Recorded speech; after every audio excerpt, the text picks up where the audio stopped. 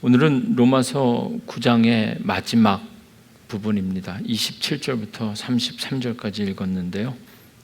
오늘 본문 통해서 로마서는 로마서 전체 16장까지 있는 말씀 가운데 이 9장이 이제 후반부를 시작하는 새로운 챕터라고 그랬잖아요. 9장을 마무리하게 됩니다. 먼저 오늘도 이렇게 영상과 함께 말씀을 한 절 한 절 자세히 한 절씩 라인 바이 라인 이렇게 강해할 시간적인 여유가 없어서 몇 가지 좀 준비한 자료를 따라 주제 중심으로 로마서 9장의 결론을 사도 바울이 어떻게 내리고 있는가 함께 나누면서 은혜 받았으면 좋겠는데요. 선교와 사명의 달이라서 그런지 최근에 영상으로도 그렇고 제 주변에서도 그렇고 이런 질문을 하는 분들이 많이 계셔서 오늘 사진을 하나 준비했는데요. 누군지 알아맞혀 보세요. 어떻게 하셨어요? 친해요? 예, 여러분 충무공 이순신입니다. 조선시대 분이죠. 우리가 이순신 장군 하면 광화문에 가면 이렇게 긴 칼 옆에 차고 이순신 장군 있잖아요. 근데 사실 저 사진은 대한민국 정부에서 표준 영정 제1호 사진으로 가지고 있는 전신, 발끝까지 있는 사진 가운데 상반신만 캡처한 사진인데요. 임진왜란 때 조선 수군을 지휘했던 무신, 그리고 시호가 충무입니다. 어떤 분이 이순신 장군은 지옥에 갔을까요? 여러분 어떻게 생각하세요? 이순신 장군 천국에 갔을까요? 지옥에 갔을까요? 나도 어떻게 될지 모르는데 내가 이순신 장군까지 하나님만 아시 거죠. 한 가지만 더 소개하면 이순신 장군이 명랑해전 전날 역사적으로는 정유년 9월 15일 날 난중일기에 필생즉사 이렇게 썼다 그래요. 근데 사실은 이제 명랑해전을 앞두고 군 지휘관들을 다 모아놓고 내일 정말 중요하다, 목숨 걸고 싸워야 된다라는 이야기인데 중국 오기가 오자병법에 쓴 이야기를 그대로 인용한 이야기입니다. 필사즉생, 필생즉사. 이 얘기 읽으면서 사도 바울이 이야기한 비슷한 느낌을 받았습니다. 나는 죽고 주가 살고, 반드시 죽고자 하면 살고, 요행이 살고자 하면 죽는다. 이순신 장군이 하신 말씀입니다. 이순신 장군뿐만 아닙니다. 소개해드린 김에 이번에도 한번 맞춰보세요. 용포입니다. 훈민정음 때문에 이게 사진 먼저 해주고 훈민정음이 딱 이렇게 날아 들어오고 이렇게 해줘야 되는데 AI 시대에 조금 부족합니다. 이제 이순신 장군에 이어서 세종대왕입니다. 조선시대 왕이 많은데요, 그냥 왕은 많지만 대왕이라고 불리는 왕이 많지 않습니다. 고구려 시대 광개토 대왕, 그리고 세종대왕 정도거든요. 세종대왕, 훈민정음이라는 말의 뜻은 백성을 가르치는 바른 소리라는 거죠. 그러니까 세종대왕이 여러 가지 좋은 일들을 참 많이 했는데 무엇보다 우리말을 만든 것, 우리가 복음의 역사 속에서도 하나님의 말씀을 우리말로 읽을 수 있게 된 것, 이게 사실 어떻게 보면 이 복음 선교에 있어서 엄청나게 중요한 계기가 되고 능력이 되는데요. 훈민정음, 백성을 가르치는 바른 소리. 유대인들에게는 율법과 같은 하나님의 말씀이 있었다면 우리 조선시대에는 이 세종대왕을 통해서 훈민정음, 나란 말씀이 뒹기게 달라, 뭐 이런 이야기 들어보셨을 겁니다. 근데 사실은 순서를 세종대왕 먼저 보여드렸지만 역사적으로는 이순신 장군 먼저 소개해드렸지만 역사적으로는 세종대왕이 먼저죠. 15세기 후반부의 인물입니다. 조금 더 이순신 장군의 구원의 가능성을 우리가 조금 생각해 보면서 조선시대의 역사와 우리가 지금 로마서를 통해서 살펴보고 있는 기독교 역사를 비슷한 시대에 따라 매칭을 해보면 조선의 왕 세종대왕이 훈민정음을 만들 때, 그때가 15세기 초니까 세종대왕이 활동하던 시기를 대략 1418년부터 1450년으로 본다면 이때 기독교 역사는 로마 카톨릭이 타락할 정도로 타락해서 정말 괜찮은가? 이제 리폼드 처치, 종교 개혁의 기운이 막 시작되는 그 시점에 세종대왕이 우리 조선에서는 조선을 다스렸고 훈민정음도 만들고 그랬던 겁니다. 그리고 세종대왕에 이어서 16세기 후반 1592년 정도, 그러니까 이순신 장군이 거북선을 만들어서 남해에서 일본군과 막 싸울 때, 이 기독교 역사는 어떤 때였냐면 이때 16세기 후반 때 이순신 장군이 거북선을 만들었을 때 우리 기독교는 카톨릭이 완전히 타락해서 카톨릭, 구교와 신교, 개신교가 갈라져서 서로 구교와 개신교가 완전히 종교 전쟁, 서로 피 흘리며 싸우는 때가 이때였습니다.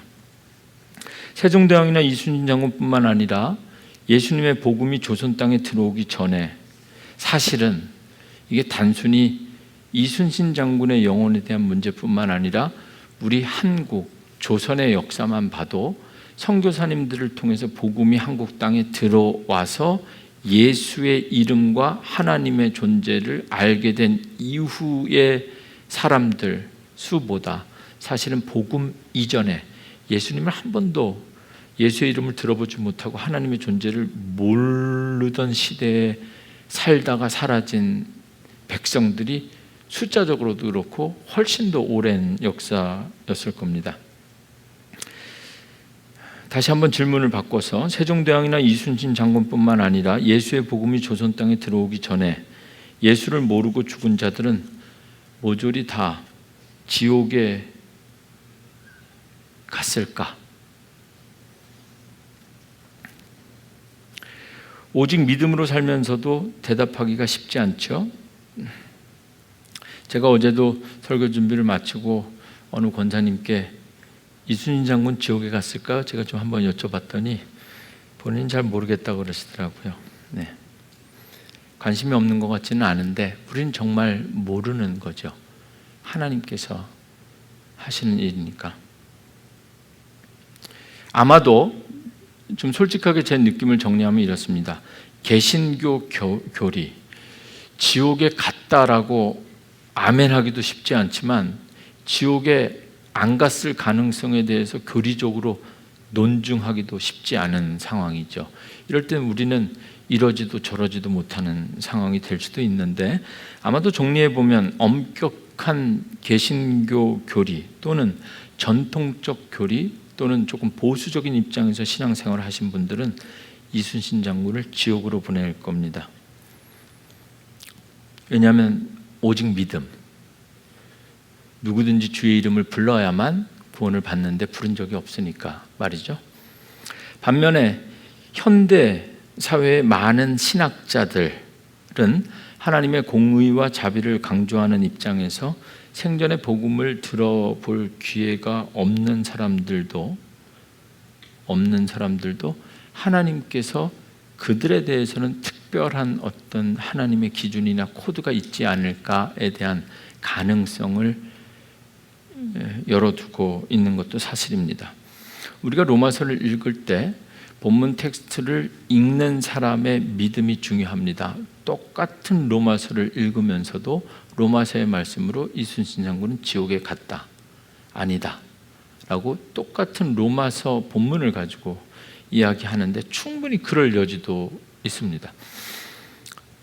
오직 의인은 믿음으로 말미암아 살리라 해서 이 믿음은 예수 그리스도에 대한 믿음이니까 예수 그리스도를 만난 적도 들은 적도 없는 이순신 장군이 천국에 대한 갔을 가능성을 자신 있게 말하기가 쉽지가 않단 말이죠. 그런데 이미 우리가 은근슬쩍 지나간 것 같지만 로마서 2장 14절과 15절 말씀을 읽어보면 이 이순신 장군과 같은 이런 상황에 있는 사람들이 정말 지옥에 갔을까, 또 다른 가능성은 있지 않을까에 대해서 사도 바울도 염두에 둔 멘션이 로마서 2장 14절과 15절에 있습니다. 거기에 율법 없는 이방인이, 사실 본문 텍스트를 가지고 우리 역사를 보면 유대인들은 예루살렘에 태어난 사람들이죠. 그리고 이순신 장군은 조선 땅에서 태어났으니까 그는 예수를, 복음을 거부한 사람이라기보다는 오히려 복음을 접할 수 있는 기회가 없었던 사람으로 분류하는 것이 맞겠죠. 그러니까 사도 바울의 이 구분에 따르면 어쩌면 이순신 장군이나 세종대왕은 이방인, 아주 멀리 있었던, 그 시대에 거기까지 내다볼 수 있었는지는 알 수 없지만 그런 이방인이었을 겁니다. 바울은 로마서 2장 14절과 15절에서 율법 없는 이방인이 본성으로 율법의 일을 행할 때는 양심이 증거가 되어, 양심, 그 마음에, 하나님께서 모든 인간들의 양심과 마음에 새겨놓으신 그 어떤 코드를 통해서 반응하게 될 것이다. 그래서 율법과 복음을 접하지 못한 이들은 하나님이 부여하신 인간의 양심과 도덕적 기준에 따라 하나님께서 공정하게 심판하실 가능성을 이미 사도 바울도 이야기하고 있습니다. 저는 이렇게 생각합니다. 나라를 구했다고 천국에 가는 것 아닙니다. 아멘입니까? 네. 한글을 만들고 백성을 잘 보았다고 해서 천국에 가는 것도 아닙니다. 돈으로도 못 가고 아무것도 못 가는 겁니다. 오직 믿음, 우리가 가진 믿음. 그러나 한 번쯤 선교의 달에 이제 로마서 9장을 읽고 마무리하면서 질문을, 퀘스천을 바꿔야 되지 않겠는가 하는 생각이 들었습니다. 이순신 장군이 지옥에 갔을까라는 이 구원론적 질문을 바꾸어서 하나님께서 우리에게 주신 믿음으로 누군가를 천국으로 보내고 지옥으로 보내는 이런 능력으로 사용하는 것이 아니라, 정말 관심이 없어서 무의미하게 대답하는 난 모르겠다라는 것이 아니라 믿음으로, 구원의 주권은 처음부터 끝까지 하나님께서 가지신 거니까 하나님께서 왜 그렇게 하셨는지 그냥 하나님만 아시는 영역으로 남겨두고, 우리는 오히려 세종대왕이나 이순신 장군의 영혼의 문제라기보다는 지금 이 시대에 나는 구원받을 수 있는가, 그리고 지금 살아있는 이 땅에서 오늘도 우리가 성전에 이렇게 나오는데 오늘도 같이 성전에 나와서 예배 드릴 수 없는 사람들과, 그리고 저 멀리 필리핀 땅에서 아직도 혹시라도가 아니라 확실하게 한 번도 예수님의 이름과 복음에 대해서 들어보지 못한 사람들에 대해서 우리가 할 수 있는 일은 무엇인가, 이렇게 선교의 달, 사명에 대해서 생각하면서 오늘 새롭게 한 주, 그리고 한 주를 시작하며 오늘 주신 본문 앞에 서 있습니다. 로마서 9장, 얼마 전에 예배를 딱 마쳤는데 제가 말씀드린 것 같아요. 여기 계신데 권사님 중에 한 분이 저한테 와가지고 로마서 9장을 읽으면 로마서 9장에는 하나님께서 선택한 사람이 있고 선택하지 않은 사람, 다른 말로 하면 배제시킨 사람이 있다는 겁니다. 그래서 많은 분들이 로마서 9장을 제가 이렇게 설교 준비하면서 보면서도 보면, 심지어 인터넷에서도 그렇던데, 이것을 장로교에서 주장하는 예정론적 입장에서 설교하려고 하지 마라, 이렇게 레코멘드 하는 분들도 많은데요. 9장을 읽어보면 하나님께서 예정한 사람들이 있고 하나님께서 배제한 사람들이 있다는 겁니다. 그리고 사도 바울조차도 왜 이 사람은 예수 믿게 하고 이 사람은, 궁극적으로 왜 이순신은 여기 태어나게 하고, 결국 하나님께서 전체 이 온 인류의 역사를 주관하시고 창조하셨다면 왜 이렇게 하셨는가에 대한 질문들이 많습니다. 그래서 정확하게 이야기하면 하나님은 구원받을 사람을 창조하셨다. 구원받을 사람을 선택하셨다라는 것은 predestination, 예정론이라고 부르고요. 그리고 이 예정론이 기독교 역사에서 더 발전하게 되면 이 모든 게 로마서 9장에 다 나옵니다. 하나님은 구원받을 사람만 예정하는 것이 아니라 멸망할 사람도 정하셨다. 이렇게 개신교의 구원론이 발전하게 되면 이것이 예정론 이후에 더블 예정론, 이중 예정론, 구원받을 사람뿐만 아니라 배제될 사람도 정해 놓으셨다라는 게 되죠. 이쯤 되면 아마도 이런 고민과 함께 어떤 권사님이 저에게 목사님, 하나님께서 누군가는 나는 이렇게 선택하셔서 오늘도 예배당에 나와서 복음을 누리게 하고 구원의 즐거움을 맛보게 하시니 나에겐 너무 감사한데 그런 거죠. 이렇게 나에게 베풀어 주신 이 은혜, 누군가에겐 베풀어지지 않는 그런 은혜, 이건 너무 불공평한 것 아닙니까? 이렇게 물을 수 있죠. 그 물음에 대한 답이 로마서 9장 20절에 있는데, 답이 여러분들이 생각하는 것처럼 명확하거나 지혜로운 것이 아니라 우리를 더 답답하게 할 수도 있습니다. 로마서 9장 20절에 사도 바울이 이 사람아 이렇게 해요. 이 사람아, who are you? 이런 느낌인데 사실은 헬라어로 원문을 찾아보면 이 사람이 아니라 헬라어를 잘하는 사람은 전 아닙니다. 그러나 느낌을 살려서 하면 이 사람아, 이게 여러분들이 잘 뉘앙스를 못 느낄 것 같아요. 그래서 이렇게 번역하는 것보다는 적어도 우리 몬트리올 하나님감리교회 성도들을 위해서는 아이고 이 인간아, 이게 맞습니다. 그런 내용입니다. 사도 바울이 지금 얘기하는 게, 아니 하나님 누구는 구원하고 누구는 안 구원하고 도대체 이게 맞습니까? 하나님은 사랑의 하나님인데 공평하지 않잖아요. 내가 뭘 그냥 목사 아들로 태어나서 모태신앙으로 자라서 구원받았네?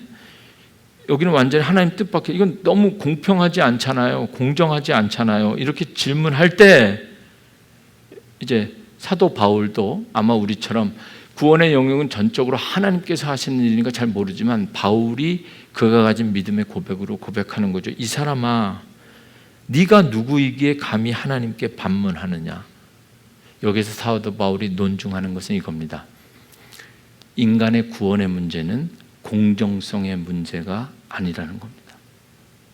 그리고 또 하나, 인간이 우리가 생각하는 공평한가 아닌가 하는 이 기준, 우리 인간 인식의 한계를 가지고 하나님의 주권을 평가하는 것조차가 안 된다는 겁니다. 아마도 아무리 설명을 해도 왜 그렇게 하셨는가, 그렇게 하시지 않았는가는 우리가 가진 지식이나 능력과 믿음으로는 다 이해할 수 없을 겁니다. 그래서 사도 바울이 이 사람아, 이 인간아, 너가 누구이기에 감히 하나님께 공정하니, 공정하지 않니? 아마 이 말씀을 읽으면 바로 이런 느낌이겠죠. 우리는 만약에 제 입장에서 한다면, 하나님 너무하지 않습니까? 저는 참 감사하긴 한데 목사라서, 목사 아들로 태어나서 목사라서 구원의 즐거움을 누리고, 누구는 스님의 아들로는 태어날 수가 없군요. 누가 어떻게 태어나야 되죠? 네. 진짜 휴가가 필요한 때인 것 같긴 해요. 스님의 아들 말고 어쨌든 이순신 장군의 아들 태어나도 모르는 데 있잖아요. 그러면 우리는 불공평하다고 이야기하는데 하나님께서 이렇게 질문하는 사람들을 향해서 이렇게 대답하는 것 같아요. 야, 너 목사가 된 너, 장로가 된 너, 권사인 너가 예수의 복음을 듣고 예수를 믿고 지금 여기 와서 예배하는 건 정당하냐? 이렇게 묻는 거예요.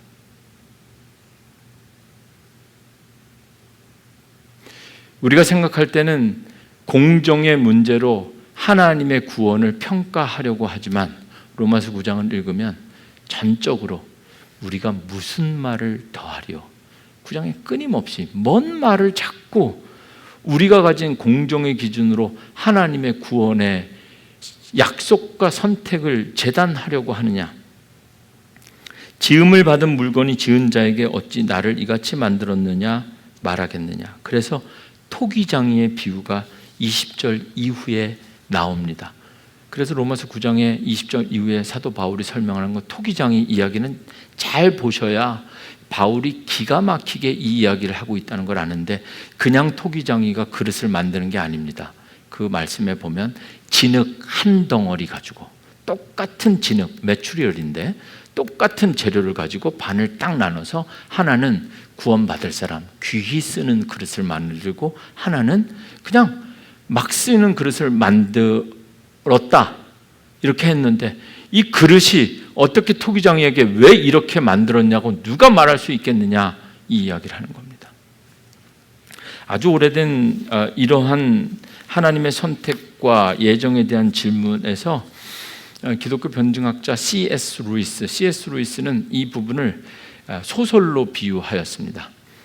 같은 시대에 있는 것 같지만 하나님은 소설을 쓰는 사람, 우리가 소설의 주인공, 우리가 하나님이 쓰여놓은 소설, 하나님이 소설가라면 우리는 그 소설에 등장하는 인물일 텐데, 우리가 감히 소설가에게 나에게 왜 이런 역할을 주셨냐라고 누가 말할 수 있겠는가라고 C.S. 루이스는 논증하였습니다. 이제 오늘 본문 말씀, 그 이후에 이어지는 토기장이 비유에 이어지는 말씀들을 보면 27절, 오늘 설교 본문부터 한 절씩 짧게 핀셋으로 주제만 딱 꼽듯이 나누고자 하는데요, 사도 바울이 토기장이의 비유만 이야기하는 것이 아니라 구약 성경 이사야의 말씀을 인용합니다.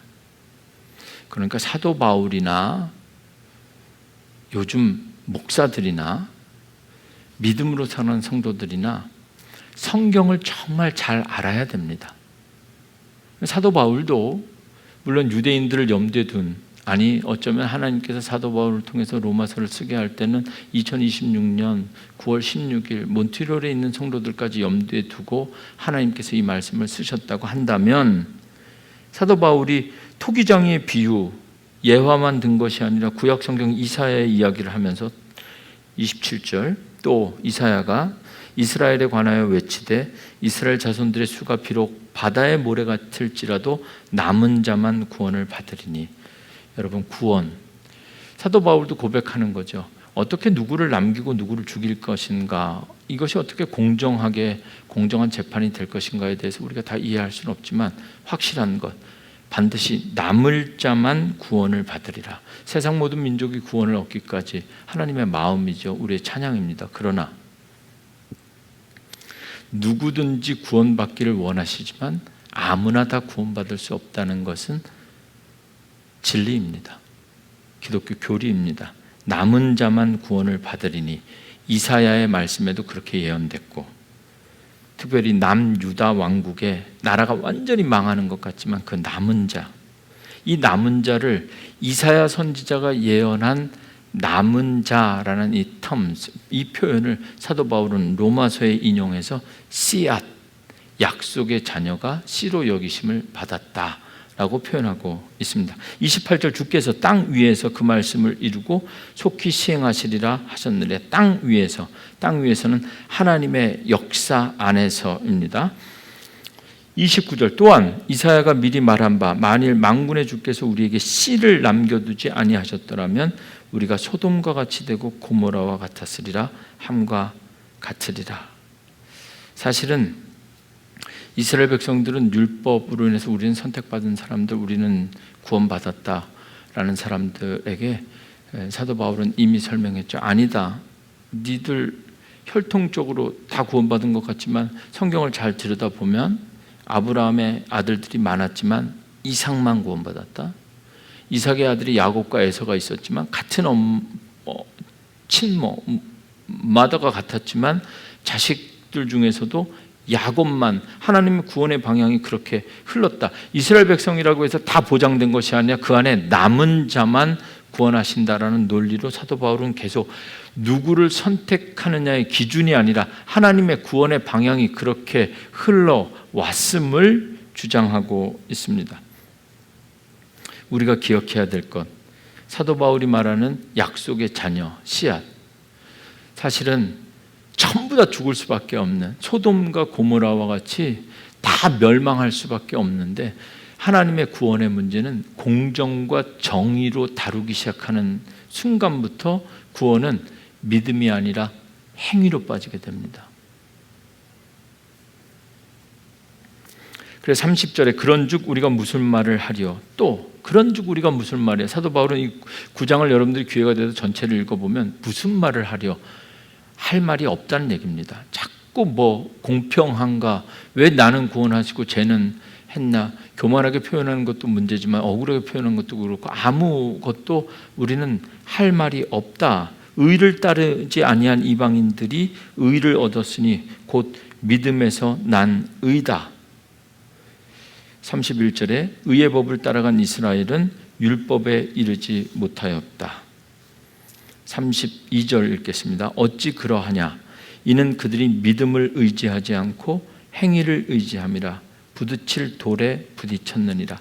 이 32절과 33절은 사도 바울이 로마서를 쓰면서도 조금 좀 시간을 내서 잘 좀 이렇게 편집을 해가지고 썼으면 오늘 설교하는 저도 그렇고 여러분들도 편할 텐데, 대개 성경을 쓸 때 구약 성경을 인용할 때 이사야 선지자가 이렇게 말씀했다, 또는 기록된 바, 이렇게 해주면 참 좋은데, 여기 32절과 33절은 아마 이미 이사야서를 이야기하고 있으니까 사도 바울이 그냥 다 이사야서에 이런 말씀이 있다는 걸 여러분들은 모를 수도 있는데, 유대인들은 다 안다는 걸 전제로 32절, 33절도 이사야서 28장 16절과 이사야서 8장 14절 말씀을 막 섞어서 인용해가지고 표현하고 있어요.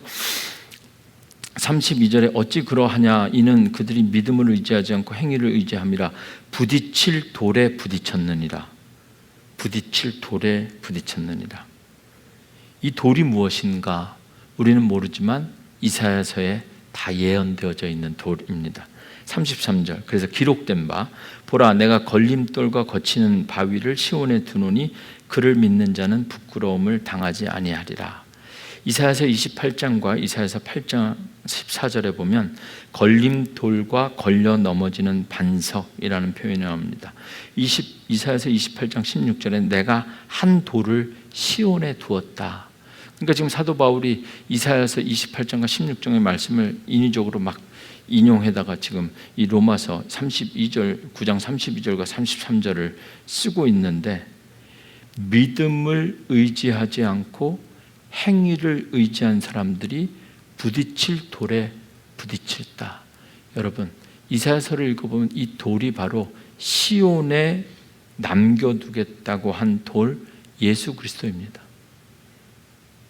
그러니까 예수에 대한 믿음이 아니라 율법에 대한 행위로 살아온 사람들은 행위를 의지하다가 부딪힐 돌, 예수를 영생의 길로 영접하는 것이 아니라 결국은 돌뿌리에 부딪혀서 다 넘어지는 것처럼 예수 그리스도 앞에서 다 나가 떨어지게 된다는 거죠. 33절 기록된 바, 보라 내가 걸림돌과 거치는 바위를 시온에 두었노니, 똑같은 시온에 둔 바위를 인용해서 바위를 시온에 두었노니 그를 믿는 자는 부끄러움을 당하지 아니하리라. 오늘 원래 설교 제목이 그를 믿는 자는 부끄러움을 당하지 아니하리라 여기입니다. 주보를 작업하다가 감옥사님이 와서 저한테, 목사님 컴플레인을 하기 시작했습니다. 설교 제목이 너무 길다고, 주보에 2줄로 넘어가면 곤란하다. 그래서 제가 부끄러움을 당하지 아니하리라 이렇게 줄였는데, 여러분 오늘 설교, 오늘 하나님께서 우리에게 주신 선교의 달에 구원의 문제, 하나님의 공정성에 이의를 제기하고 질문하기보다는 믿음으로 사는 사람들이 선교와 사명 앞에서, 예수님 앞에서 부끄러움을 당하지 않는 삶, 어떻게 살 것인가.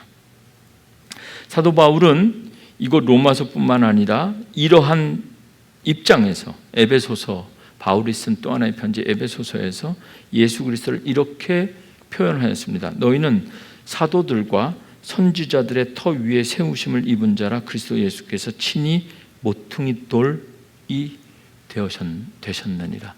건축자의 버린 돌, 친히 모퉁이 돌. 오직 믿음으로 사는 자들은 여러분 부끄럽지만 정말 우리는 예수를 잘 믿어야 됩니다. 율법적 행위, 오늘 말씀을 잘 읽어보면 행위로 구원받는다, 믿음으로 구원받는다가 아니라 행위를 의지하다가 돌에 부딪히고 믿음을 의지하다가, 이렇게 의지하는 것이 믿음이냐 행위를 하지 말고 믿음만 가지라는 것이 아니라 우리가 무엇을 의지하느냐에 대한 문제입니다. 율법적 행위로 구원받으려는 유대인들에게 예수는 늘 걸림돌이 되었습니다.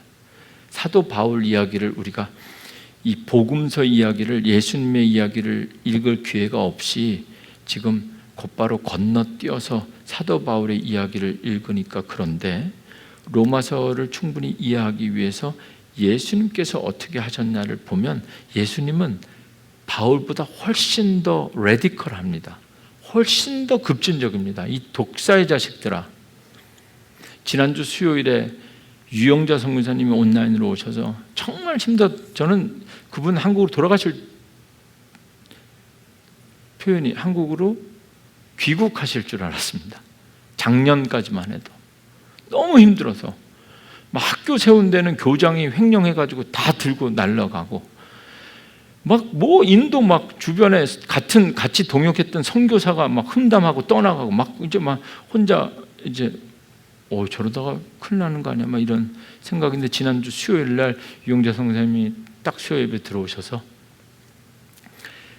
예수님께서 성전을 허무신 그 이야기를 하면서 허물어져야 회복할 수 있구나, 부서져야 다시 세울 수 있구나.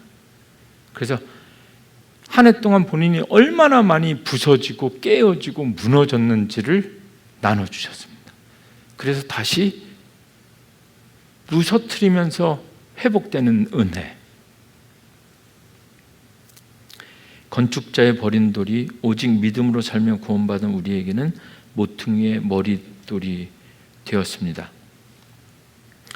오늘뿐만 아니라 앞으로도 제 개인적으로 뿐만 아니라 담임 목사로서도 고민하겠지만 선교와 사명의 달, 정말 우리가 믿음으로 살면서 예수님의 앞에 걸려 넘어지는 사람들, 그리고 그를 믿는 자는 부끄러움을 당하지 아니하리라. 여러분, 오늘 설교 제목은 종말론적 메시지입니다. 지금 당장 지난주에 우리가 부끄러웠냐, 인도를 위해서 조금 더 할 걸, 이게 문제가 아닙니다. 종말론적, 그를 믿는 자는 마지막 때 예수님 앞에서 부딪히고 걸려 넘어질 것인가, 주님 앞에서 우리가 부끄러움을 당하지 않는 방법을 생각하고 기도하면서 이번 한 주를 새롭게 시작해야 된다는 것이죠. 제가 좀 폄훼하는 것 같지만 선교에 대한 고민이 많이 있습니다. 여전히 있습니다. 부끄럽지 않게 복음을 전하려고 노력하고 있습니다. 어떻게 예수를 믿을 것인가, 그리고 어떻게 예수를 전할 것인가, 어떻게 선교할 것인가. 최근에 제가 기도하고 있는 선교는 마케팅이 아니라 블렌딩입니다. 비즈니스 하는 분들의 어떤 영상을 보다가 제가 그런 얘기를 들었는데요. 마케팅은 파는 거죠. 주유소에서 기름을 만땅 넣으면 휴지를 공짜로 주겠습니다. 이렇게 하는 건 마케팅이라는 거예요. 그렇지만 주유소의 가치를 높이는, 브랜드의 가치를 높이는 블렌딩은 다음 주면 전쟁이 끝나고 국제 유가가 떨어질 것 같으니까 이번 주에는 기름을 만땅 채우지 말고 필요한 만큼만 넣으십시오 라고 말할 수 있으면 그건 마케팅이 아니라 브랜딩이라고 말한답니다. 어떻게 예수를 믿고 전할 것인가? 복음을 팔거나 예수 그리스도의 이름을 파는 것이 아니라 예수님, 복음의 능력, 그 가치를 높일 수 있는 선교에 대해서 우리는 고민해야 됩니다. 그래서 저는 오늘 사도 바울의 로마서 9장 그리고 서두에 여러분들에게 보여드렸던 이순신 장군 어떻게 됐을까, 이 부분에 대해서 고민하다가 마태복음 25장에서 선교에 대한, 오늘부터 필리핀 선교를 위해서 우리에게 꼭 필요한 말씀이 아닐까 싶어서 마태복음 25장 31절부터 46절 긴 말씀 가운데 중요한 한 구절만 여러분들에게 소개하고 오늘 설교를 마치려고 합니다. 마태복음 28장까지 있는데 25장이면 거의 끝날 때 후반부 결론이죠. 마태복음 25장에 보면 마태복음 25장의 31절부터 보시면 예수님께서 31절, 인자가 자기 영광으로 모든 천사와 함께 올 때에 자기 영광의 보좌에 앉으리니, 예수님께서 다시 오실 때 부끄러움 당하지 않으려면 어떻게 해야 되는가. 32절, 모든 민족을 그 앞에 모으고 각각 구분하기를 목자가 양과 염소를 구분한 것과 같이 하여. 여러분, 마지막 때가 되면 양과 염소를 구분하는 심판의 때가 온다는 거죠. 33절, 양은 그 오른쪽에 염소는 왼편에 두리라. 양과 염소 가운데 누가 구원받고 누가 멸망되는지 아시죠? 사도 바울뿐만 아니라 구원받을 사람이 있고 멸망받을 사람이 있다는 겁니다. 양과 염소를 구분한다는 겁니다. 34절, 그런데 그때 임금이 그 오른쪽에 있는 자들에게 이르시되 내 아버지께 복받을 자들이여, 나와 창세로부터 너희를 위하여 예비된 나라를 상속받으라. 오른쪽에 있는 양들에게 이렇게 얘기를 했습니다. 아싸, 양들이 아싸, 부끄러움을 당하지 않겠구나. 상속받으러 딱 나가면 될 것 같은데 상속받으라. 그리고 그 이유를 설명합니다. 35절, 내가 줄일 때 너희가 먹을 것을 주었고, 목마를 때 마시게 하였고, 나그네 되었을 때 영접하였고, 헐벗었을 때 옷을 입혔고, 병들었을 때 돌보았고, 옥에 갇혔을 때 와서 보았느니라. 딱 맞는 이야기인데 여기서 끝나면 참 좋았을 텐데 말이죠. 그 오른쪽에 있던 사람들이 의인 앞에 나와 이렇게 얘기하면, 주여, 우리가 언제 주께서 줄이신 것을 보고 음식을 대접하였으며 목마르신 것을 보고 마시게 하였나이까? 어느 때에 나그네 되신 것을 보고 영접하였으며 헐벗은 것을 보고 옷 입혔나이까? 어느 때에 병드신 것이나 옥에 갇힌 것을 보고 가서 배웠나이까? 하니라. 그러니까 지금 마지막 때 양과 염소를 나누시고 양들을 상속자로 세우시면서 너희들이 이런 거 했으니까 내가 너희들 구원했다라고 말하는데, 구원받은 사람들이 그 임금한테 우리는 예수님을 만난 적도 없고 예수님을 접대한 적도 없고 돌봐준 적도 없는데 우리가 상속을 받는다고요? 40절, 임금이 대답하여 이르되 내가 진실로 너희에게 이르노니 너희가 여기 내 형제 중에 지극히 작은 자 하나에게 한 것이 곧 내게 한 것이니라. 믿음으로 사는 삶, 예수 그리스도를 믿음으로 의지하여 선교적인 사명을 감당하는 우리들에게 주신 말씀, 이어지는 41절부터 46절까지는 똑같은 말씀을 반대편에서 이야기하는, 우리는 왜 구원받을 수 없습니까? 왼편에 있는 자들에게 영원한 불에 들어가라. 내가 줄일 때 너희가 먹을 것을 주지 아니하였고, 목마를 때 마시게 하지 아니하였고, 나그네 되었을 때 영접하지 아니하였고, 헐벗을 때 옷 입히지 아니하였고, 병들었을 때 옥에 갇혔을 때 돌보지 아니하였느니라 하시니, 그들도 대답하여 이르되 주여, 내가 언제 주께서 줄이신 것이나 목마른 것이나 나그네 되신 것이나 헐벗은 것이나 병드신 것이나 옥에 갇힌 것을 보고 내가 언제 공양하지 않았더이까? 이에 임금이 대답하여 이르되 내가 진실로 너에게 이르노니 이 지극히 작은 자 하나에게 하지 아니한 것이 곧 내게 하지 아니한 것이니라 하시니라. 그들은 영본에, 의인들은 영생에 들어가리라.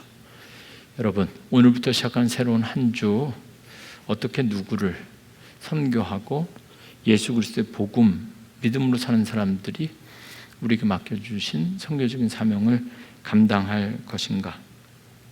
하나님의 구원의 공정성에 대해서 우리는 다 알 수 없지만, 이 마태복음, 예수님께서 마지막 순간에 하시는 영생에 들어갈 수 있는 사람과 없는 사람에 대한 말씀을 실천적으로 우리 삶에 적용하면서 어떻게 선교할 것인가, 누구를 도울 것인가, 어디를 바라볼 것인가 묵상하고 결단하고 시작할 수 있는 그런 은혜가 저와 여러분 우리에게 있기를 주님의 이름으로 축원합니다.